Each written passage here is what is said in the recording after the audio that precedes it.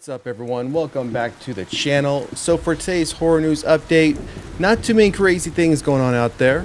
We do have an update for Good Boy. If you haven't heard about Good Boy, I'd be a bit surprised. It's been one of those films a lot of people have been talking about ever since the trailer dropped this past week. We did do a trailer review on that film. It is the horror film being viewed, told, seen from the dog's perspective. And yeah, I guess based on the response to that trailer, there's going to be some changes they're making for that release. We also have an update on a franchise horror game coming out. Now, while I'm excited about the franchise it's going to be portrayed on, I'm not too keen on where it could lead us based on how one of the last horror games was treated that everyone loved. And yeah, it didn't fare too well with fans after what happened with it. And we have some, I don't want to say Terrifier 4 updates, like nothing updates as far as release dates, you know, this is the final story, but some things are coming about as far as what's going on with Terrifier 4. And we have some information on another public domain film that's going to be making its way to us some way, shape, or form. Yeah, I think, and I've said this before when it comes to public domain films, I think they're starting to slow down a bit, and there are some that we just haven't heard really anything about lately.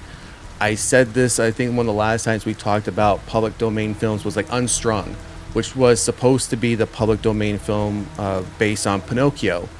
We've seen the first look images on that. We've gotten a few posters, but surprisingly, after that, it just went literally quiet, absolutely dead. So yeah, not sure if we're ever going to see that come to light, but I'm hoping we do. And yeah, let's just jump into our first story of today, which again is, let's just jump right into that public domain topic. Wicked of Oz, indie horror movie turns Wizard of Oz into bloody slasher. Says it has some images in this one, so we'll take a look at it. Yeah, so let's just jump right into this one. So I mean, if this is one of those first look images, I mean, yeah, they're not going to be holding back as far as, at least in this scene, some blood. So let's keep going, see what other images are going to give us. The public domain horror craze has left very few stones unturned in the past few years. And you probably guessed that L. Frank Baum's Wizard of Oz was probably on the short list of classic tales being targeted for the horror movie treatment. Enter Wicked of Oz, a spectacularly dark and bloody reimaging that's being unleashed this coming November. Let's keep going. Insurgents actor, producer Tom Malloy's Trick Candle Productions and filmmaker James Cullen Brezick's Sandaled Kid Productions have joined forces with director Aaron Meris for Wicked of Oz, a twisted tale on the legendary story that's being billed as a slasher film. All right, The Wicked of Oz traps Dorothy Gale in a savage land where she faces a blood-drenched death everywhere she turns, and Deadline has shared the first images and information this week. All right, so good. We have a full synopsis here. A freak tornado pulls Dorothy into the wicked world of Oz just in time for the down-on-her-luck Kansas farm girl to confront Glinda, a starving cannibal who finds herself all out of munchkin meat. And things go down from there as Dorothy goes head-to-head against a skull-cracking scarecrow, a tin man whose hobby is to collect still-beating hearts, and a cowardly lion who pleases his master by ripping apart anyone he sees. Oz becomes ooze as Dorothy, armed with scavenged weapons, battles her way through hordes of psychotic enemies until she happens upon her ultimate nemesis, the Wicked of Oz. I mean, that's a lot of synopsis, but that's a far cry from the original story. I do like where they're going as far as like the Tin Man, the Lion, the Scarecrow. I like how I'm hoping whatever they look like. And I'm not sure if there's any first look images of those characters that we're going to see below, but I do hope they go full horror, like full scary on how those three characters can look, especially Scarecrow and Tin Man. I think those could look really great if done right. So let's keep going. Casting information, we don't read all those. More about that as far as who's directing, writing, producing, all that. So all right, we have an image here. I imagine this is Dorothy here. I mean, I'd imagine that just based on the clothing. All right, keep going. I'm not sure who this is though. We couldn't tell from the top, but she's got some, I don't want to say scales, but some color going on her back here. So I'm not sure what that's about. So I imagine this looks like the same character. So this looks like this could be Dorothy here. And whoever this is was running and she caught a limb to the stomach. So I don't think she's gonna make it. And we got Dorothy here with, I can't make out what this tattoo is on her forearm. It almost looks like a rabbit with some vines, but I could be wrong. Again, not exactly sure what the tattoo is. And then we have this image here. Not sure who that is. And then that's it. Oh, that's unfortunate. I was really hoping we would get a picture of the Scarecrow, the Tin Man, or the Lion, or maybe all three. That would have been nice. But it looks like we just primarily got a couple pictures of Dorothy, which is okay. I mean, this is coming November, so it doesn't say how it's going to be coming to us in November. I can't imagine this will get a theatrical release, so I'd imagine probably POD. Maybe it will hit some streaming platform, whether that's Screenbox, Shudder, who knows, Tubi. So we'll have to wait and see. More to come on this one. It's coming November, so that's not that far away. So hopefully we will get a trailer at some point soon. But again, I'm hoping in that trailer we do get to see what those characters look like. So, all right. So let's get on to our next topic. Is after 1 million trailer views in 4 days, IFC decided to take Good Boy off the leash. IFC will go wide with the SXSW hit after extraordinary online interest, including a spike in searches about whether the dog dies in the end. I didn't do that search, but I did read that search about this was like up 2,000%. Search it up. It was either at 2,000% or up 2,000% from previous whatever searches that they were doing about this topic. So. Looks like someone may be barking his way to box office glory. IFC just expanded the October 3rd theatrical run of Good Boy from limited to a full wide release, told entirely from the dog's point of view. The 72-minute horror film stars Leon Berg's Nova Scotia duck tolling retriever, Indy. The exact number of screens is yet to be determined, but IFC is bullish on its mass appeal. It's a title that can also follow in the footsteps of several other recent successes from the company. Rebranded as Independent Film Company earlier this year, IFC now seems to have a bona fide hit on its hands since the trailer's debut August 18th. It's racked up 1 million views with another 1.5 million views for the trailer as posted on ING's account. So this is a graph apparently showing those spikes. From the 18th, this is where my cursor is right here in the middle of the screen, right before it's like flatline. And then we see these spikes between the 18th and then really died down by the 22nd. Let's go on and see here. Nothing really much more here about the movie. Good Boy has a playbook to follow IFC's Late Night with the Devil and In a Violent Nature. Both reached around 1,400 screens in 2024. Grossing 10 million and 4.2 million respectively. They're also the number 4 and number 16 on the list of highest grossing films in IFC's history. So the Late Night with the Devil was an absolute sleeper. So many people have not seen this film. If you have not seen Late Night with the Devil and you like that kind of retro 1970s talk show where some of you may remember, may not remember, just YouTube it, like Fake Magicians Exposed or something like that, and you'll find like on like the Carson Show and all these other late talk shows, they used to bring all these magicians on, or psychics and everything, and they would go on these talk shows and pretend like they had these powers. And the Amazing Randy, if you don't know who that is, just go Google search him or YouTube him, and he used to be a magician, and he became one of those ones that started exposing them, especially exposing these individuals who claim they had all these supernatural powers. And for the longest time, he had said, I think it was like a $1 million check he always had with him. And he would sign it over to the person that could pass all these like specific tests, these controlled tests to prove they had powers. And no one was ever able to do it because they were always able to prove that these people were just faking it. So if you haven't seen A Late Night with the Devil, highly, highly, highly recommend you see it. It's a great movie. Now, In a Violent Nature has a whole nother story. That's getting we know that's getting a sequel. I, for one, was hyped to see In a Violent Nature, and I was one of those ones that was disappointed with A Violent Nature. So let's keep going. So the rest of this just talks more about IFC, other films. Well, let's see here. Nothing more really about Good Boy. See, Good Boy may follow in the footsteps of R-rated. That's what we just talked about. But it's also something that those gory movies are not. It's PG-13. I don't think there's an age limit on Loving Dogs. Okay, so it's not going to be rated R. Schumann is confident that audiences will continue to awe when they learn more about the Lenenberg made the film. It's exactly the story of how you'd want an independent movie to have come together. See here, Ben made it with his own dog. This is his dog. This is at the stage where this is not a stage dog, and it's just like is the magic and why we all got into the business. Okay. And that's it. So I guess the good news is it's getting a wide release. So that is good news, especially for a film like this when the whole expectation was just a limited theatrical run and probably pushing it right to POD. So the fact that it's going to get a wide release, that's good news. We'll just have to wait and see how many theaters, how many screens it's going to be getting. But I still think it's good news. So. All right, so we're going to move on to our next topic, which is where, again, this is where I was talking about earlier.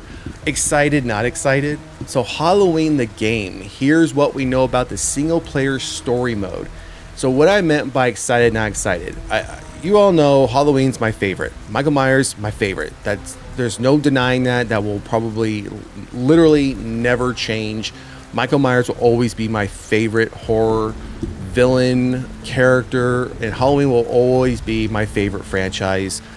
And I know there's some Halloween films that are just like really that's really a bad movie, and that could be said for like Halloween 4, 5, and 6. I, for one, like them all, and I've said before, even though Rob Zombie's films I don't necessarily care for all that much, I still feel there is a place for them. Those particular remakes, they're just not my favorites. Still, though, I have respect for the fact that they're part of the franchise. Now, where I'm going with that is the Friday the 13th video game. Everyone loved the Friday the 13th video game. And we all saw how that game was treated, how it was, I think it was at one point shut down. I don't know if it ever came back up, if they ever brought it back up. But yeah, we learned a lot from the Friday the 13th game. And when I see how much love players had for that game, how many people loved playing that game, and then how it was treated, I see this, and maybe it will be different. Maybe because with all the rights issues that Friday the 13th has been dealing with for many years, and Halloween doesn't necessarily have those issues, maybe it will be different. So let's get into it. Announced yesterday, Michael Myers returns to Haddonfield in the stealth horror game Halloween the Game from IllFonic and Gun Interactive, which is dedicated to immersing players in the chilling and iconic world of John Carpenter's original Halloween. What sets this horror franchise-based game apart from the recent games, including the Texas Chainsaw Massacre and Killer Clowns from Outer Space? Unlike those games, Halloween the Game will feature its very own single-player mode. But what exactly does that mean? In addition to the online multiplayer version of the game, Halloween the Game will also feature offline bots so that gamers can play matches solo. But what's most important to know here is the game will also feature a legit single-player story mode. Something that other aesthetic games in the horror IP space have been ignoring in recent years. I'll say when it comes to video games, there's very, very few games I play multiplayer or online. I was always one to just like to play a story mode or have some story mode avenue to just play by myself. And I also like other games where I can play by myself, whether they're shoot 'em games or like puzzle type games. So not to get off track, but since we're talking video games, like if you've never an old school game that I never completed when I was a kid, and got it again, and along with its sequels. I know there's 4 total games in the franchise, but I've only ever played the first 2, which was Myst and Riven. Riven came out in 1997, and Myst I think came out in probably around 95. While they're older games, you can still get those games on Steam if you have Steam via like a PC. They were PC games, they're like puzzle games. So where you have to like go around this island, you have to look in certain books, hit certain buttons in a sequence, and I like those kind of games where I'm just immersed on my own and you have to figure things out. But I do like multiplayer games, but for the most part, single player mode. So I'm glad they're putting some time to that. The official press release teased whether playing in solo story mode against bots or offline or facing others in online multiplayer. Each mode rewards stealth, strategy, and skillful play. All right, so we have an image here of the game. So it looks like we're outside the Michael Myers house, across the street in the alleyway, because we see Strode Realty. So that's right there. I'll put the link for this article in the description of the video below. But when you click on the link and you look at the article, you can see it says Strode Realty. We can see that's the Myers house. We see the street right here where my cursor is going across, like knee level to them. And then it looks like we're in the alleyway across the street. I don't recall in the film, though, and anyone can correct me if I'm wrong, I don't recall in the film, at least in the original film, which that's what the house looks like, so parts 1 or 2, that there was an alleyway directly across the street from the house. I don't recall that, so that would be something different. All right, so let's keep going. What else do we know about Halloween, the game's single-player components? We poked around the game's official website to learn more, and Blade Session also exclusively spoke with developers. Let's see, keep going. Official website. I want to see if we have some quotes here. Okay, when we looked at how can we take... Okay, nothing really more of specifics here. The website also notes the narrative for single player in Halloween takes on a new shape. Playing as Michael Myers, walk through memorable locations from the 1970 classics such as the Myers house or bask in the recreated atmosphere of Haddonfield.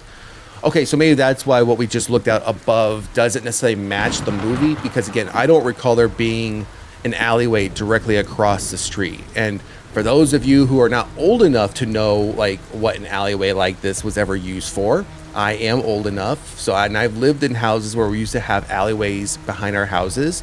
So these alleyways, the mailboxes were never there, and cars couldn't park in them like this truck is here. But these alleyways, you'd have like they would be behind each set of houses, and that's where all the very, very large trash bins would be kept.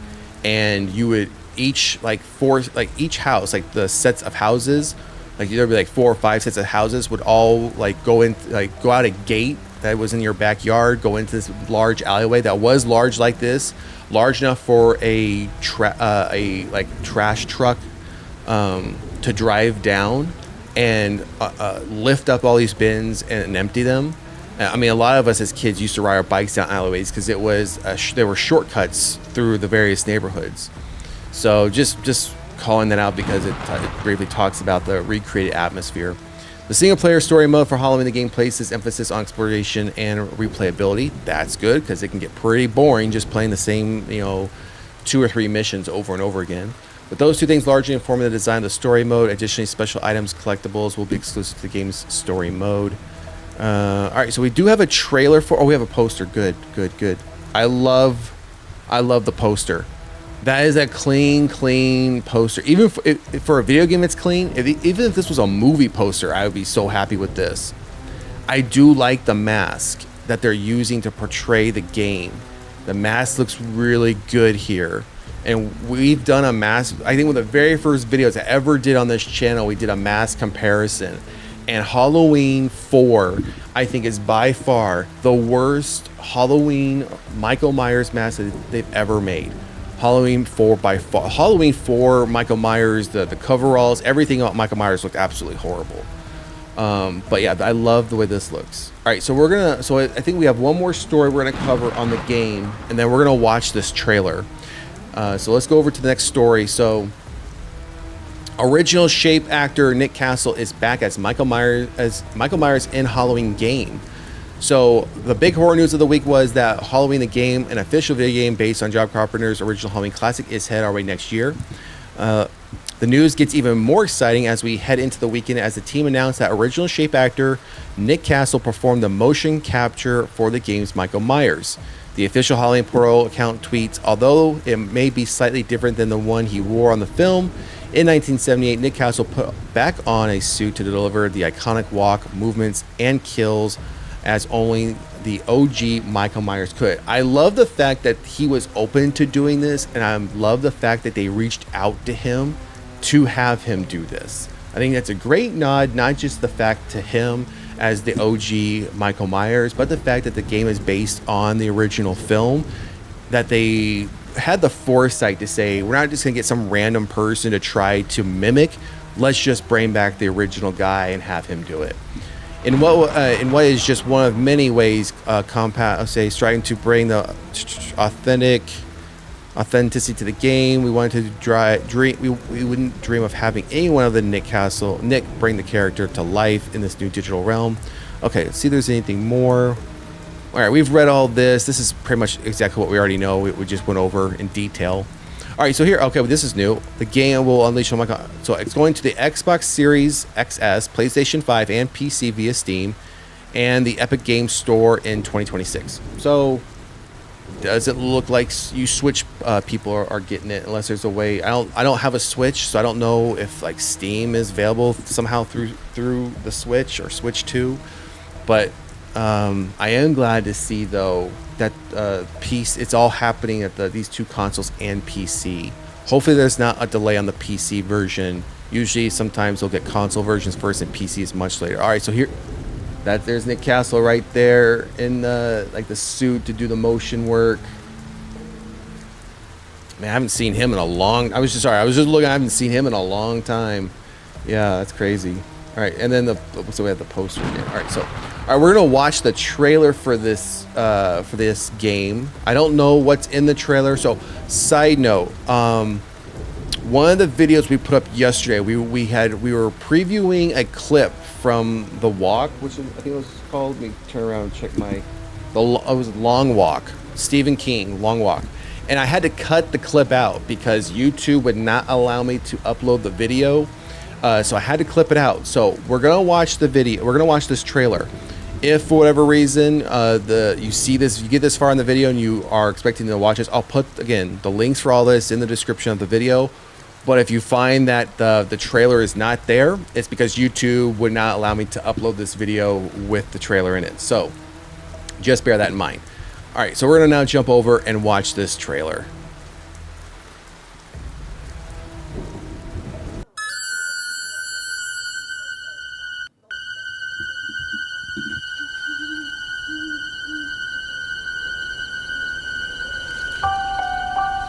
Quiet town, just like hundreds of other small towns all across America. A town just like yours.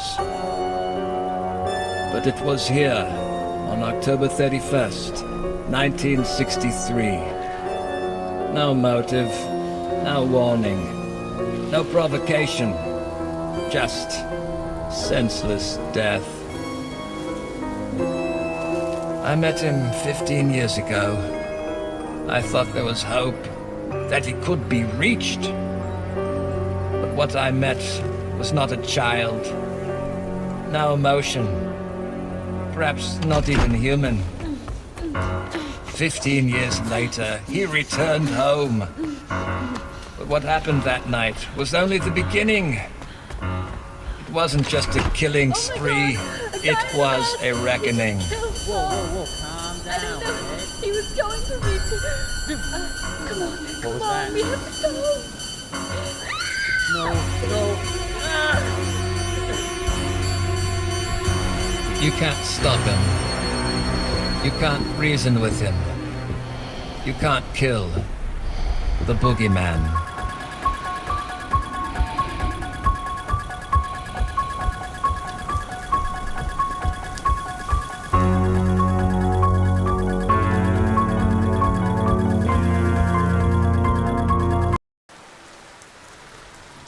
So, I mean, we saw the note pop right up. It's not official gameplay, which is typical. We see for video game trailers most of the time. It's not this early on. It's not going to be like the actual gameplay footage.